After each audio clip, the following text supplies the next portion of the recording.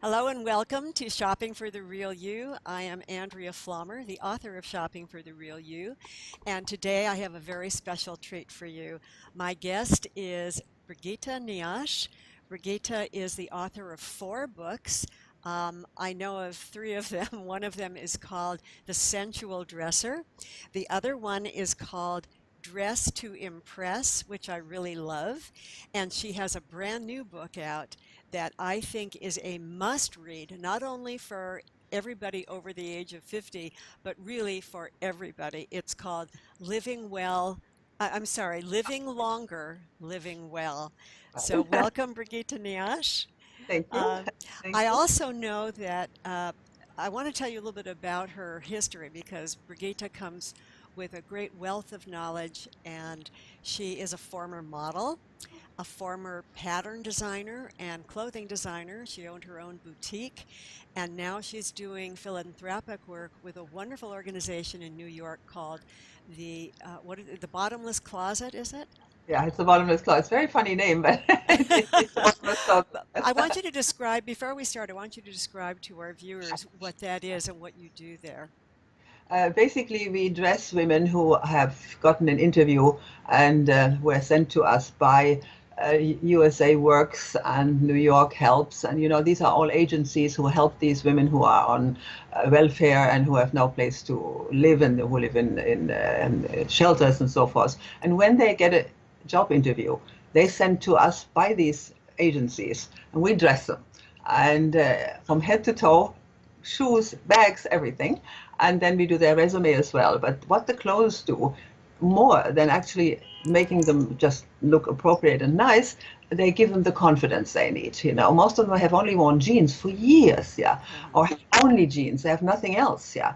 Right. And so we dress them. And what I think is very nice, when they get the job, they come back and they get 3 more outfits.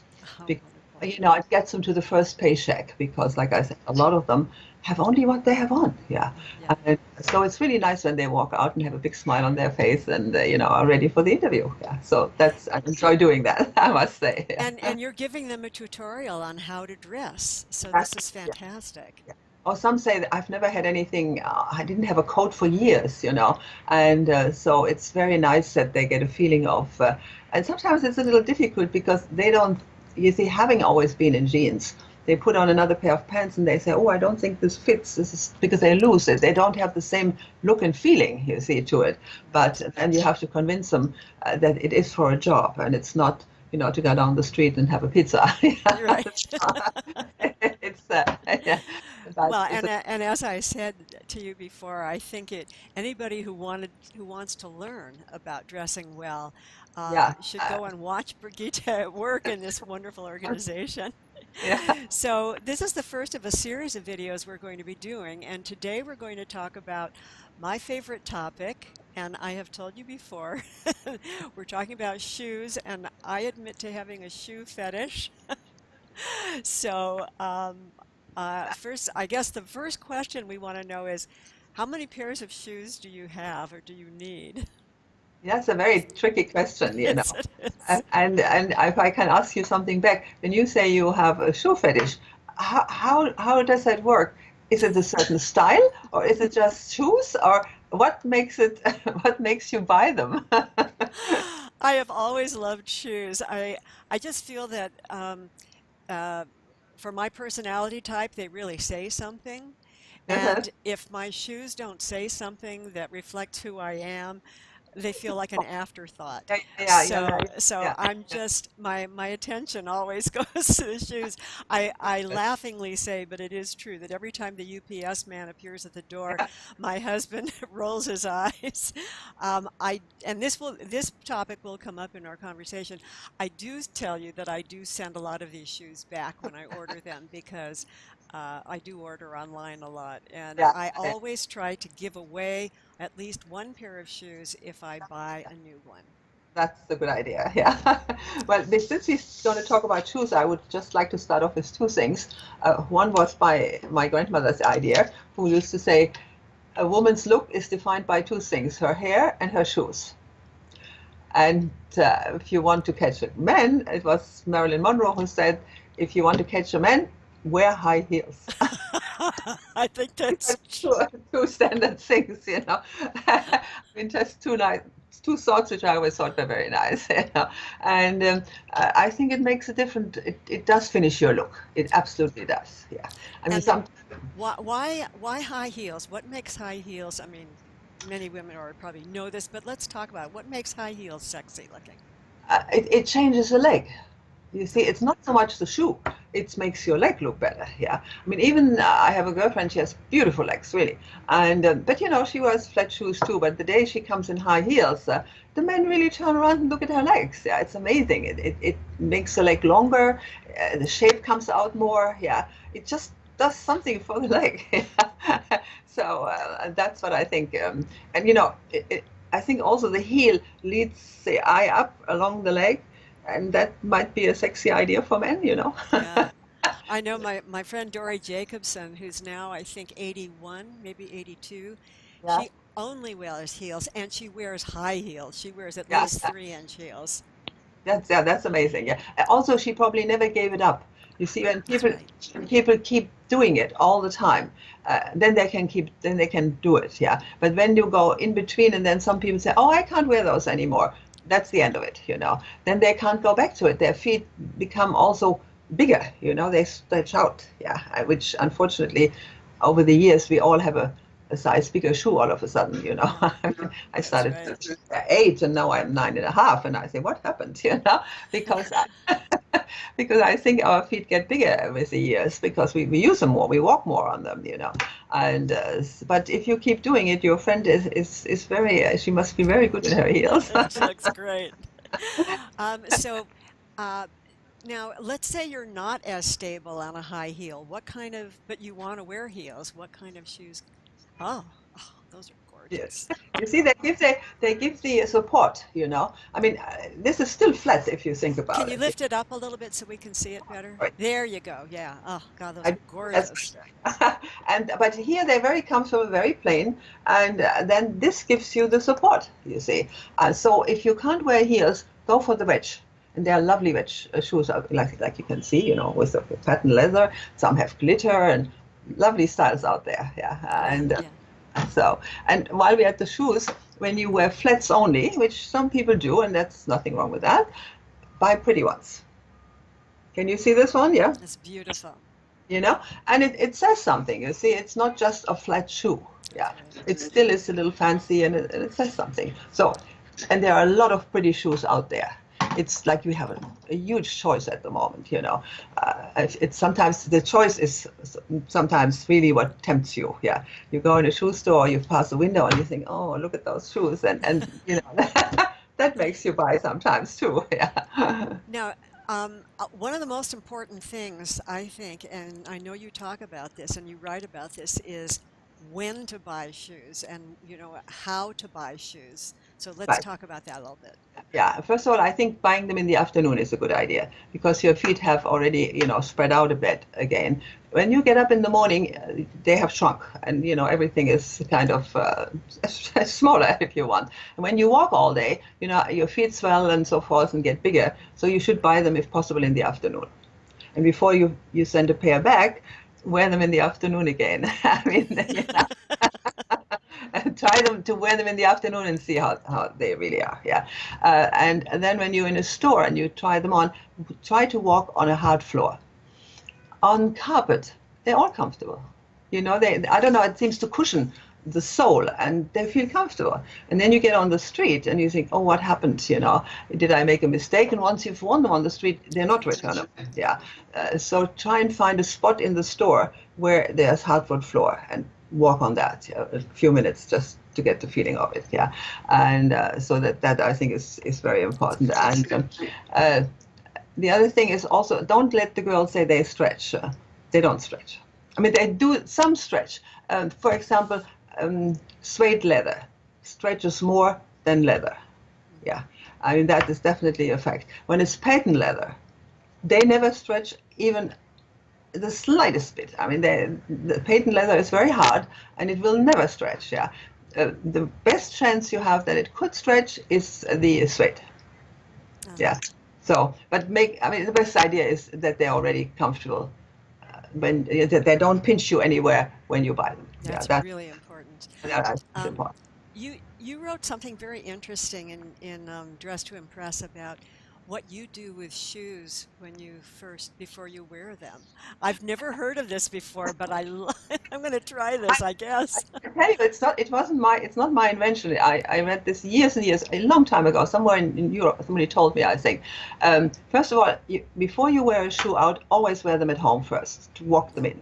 To make that a little easier and better, fill them with water, like warm water, just up to here, and like a second or two, and pour it out, and then you wear them. Then you have to wear them because now everything is kind of moist, and if you don't wear them, it dries and it pulls, becomes even tighter. Yeah, but if you wear them right away, it takes the shape of your foot and they become soft. So it's a Amazing. very it's a cute. Amazing. It works, I must say. Yeah, and then also there is on QVC they sell shoe stretchers. They I think do you not can. have those. They work too.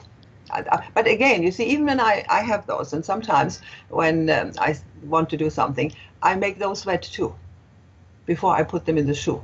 You see, when I don't have time to walk in them myself, I make the because it's in velvet, it's some kind of a fabric also. So I make that moist, yeah, and put them in the shoe. Yeah, Uh-huh.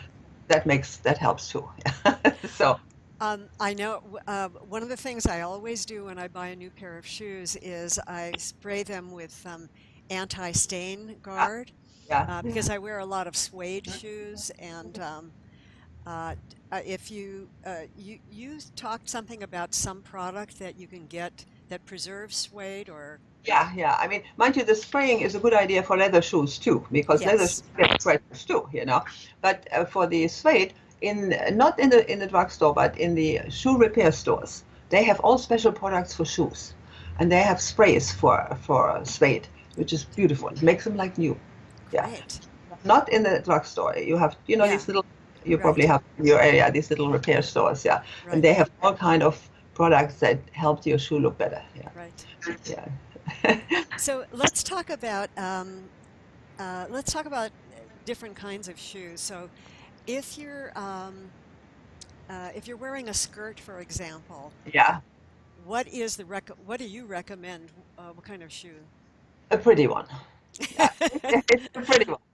And it doesn't have to be high. It can be flat, but it has to be a pretty one. And when you put it on, when you put your dress on, the problem is that a lot of people don't have full-length mirrors.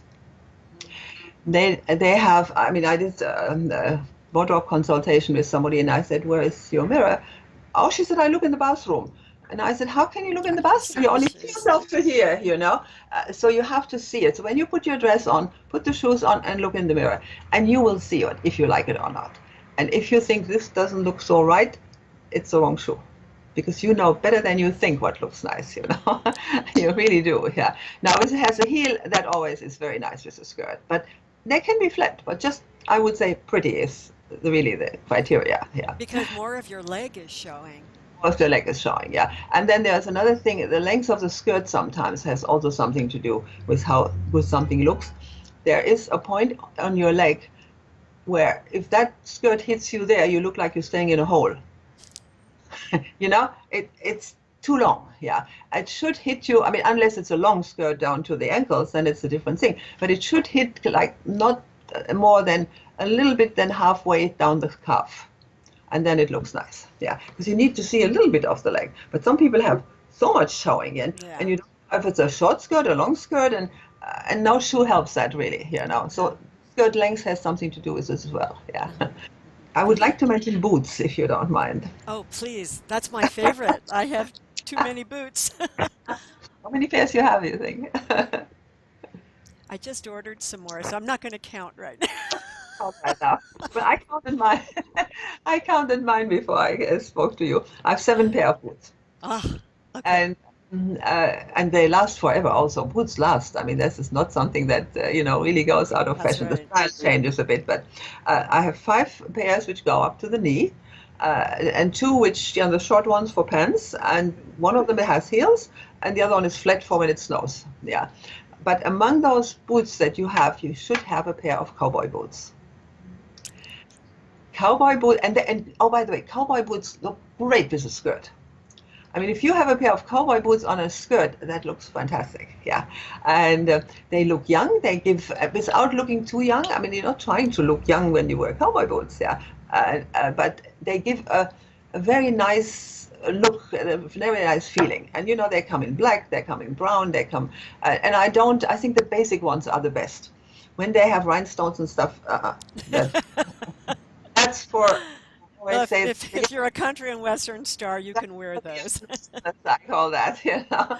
A classic, nicely with the stitching and all that, you know, and they have a little heel always, so you're not totally flat with them.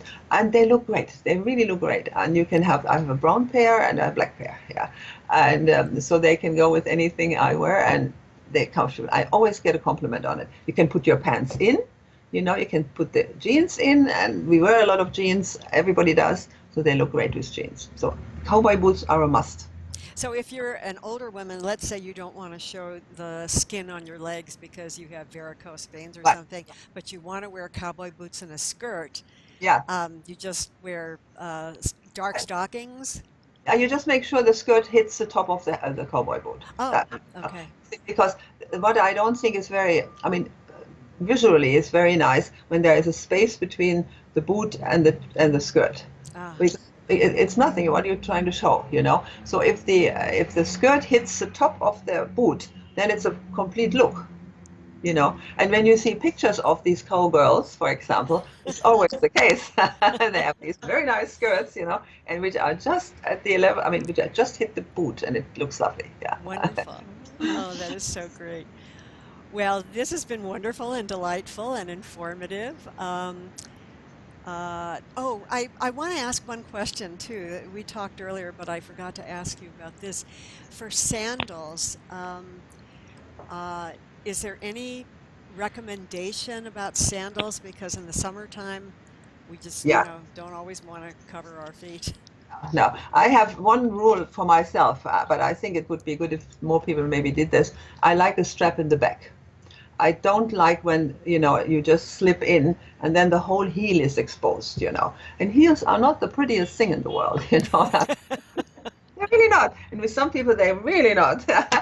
So if you have a strap in the back, it doesn't have to be big, you know, just like it somehow also finishes the shoe more. It looks more like a shoe, not just like something you put your foot in, yeah. And so I think that is important. And they can be open anywhere they want. But this strap in the back just finishes the whole look a little bit better, you And know? and I think it says it's what you talk about a lot. It shows that you care, you're paying attention, and that Yeah. you're looking at the whole look. You're not, it's just not an afterthought that you're throwing on a pair of slippers or something. I think the worst thing anybody has done to women is to invent the flip-flops.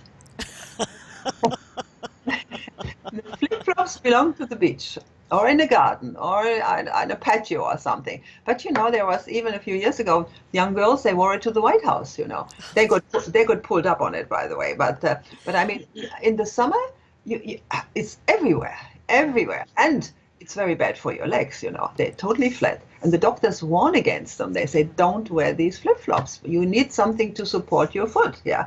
That's Yeah, right. so I always think, what a horrible thing. It's like the holy grail of shoes is a flip-flop. Well, and the other thing is that if you don't have anything around the back, around the ankle of them, your toes have to grip, and Right. that causes a lot of problems like plantar fasciitis. Yeah, So no, you yeah. don't want to do Right, that. right. You know. So, but I was now getting away from it. The minute you know the spring comes, out come the flip-flops. Yeah. Right. And anyway, but the doctors say eventually, like you say, your feet will get a problem with that because, and I think feet are like the stepchild of our body. We don't pay enough attention That's to our right. feet.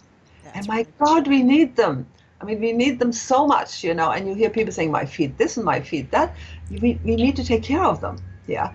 And sometimes when, I don't know, people who have a pedicure, for example, have a massage at the same time. It doesn't cost much more, but it helps your feet to feel better. Yeah. So, you know, pay attention to I your I've seen a number of men at the place where I get pedicures Yes. because it's good for their health.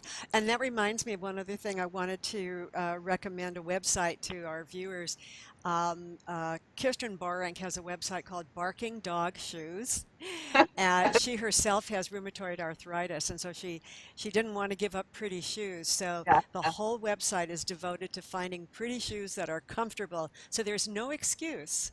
No, there's really no. But again, like with everything else about your look or your appearance, it takes a little time and it takes attention. And if you think you're worth it, because it's really for you, you do it. You're not doing it That's for right. the other people. It's it's for yourself. If you think you're worth it, you make the effort. And if you don't, well, you say I don't care, and and it's sad. So sort of, especially That's it's right. sad, especially when we get older. Because like I always say, unfortunately, we don't get prettier. But we can still work with what we have, and make ourselves look so that people think that person cares about herself. Yeah. I mean, I know my mother, she died at 89. Till the last day, she had her nails done, her hair, she was nicely dressed. It was a pleasure to see her. Yeah. You never thought, oh, that old lady, because she looked so nice. Yeah. That's So, beautiful. I love that. I have a 92-year-old neighbor from Italy who still gets her hair colored and wears makeup, and I just yeah. love watching her. Yeah. Yeah. Now it's, because like I said, you don't want to pass a mirror and say, who's that. Or scream.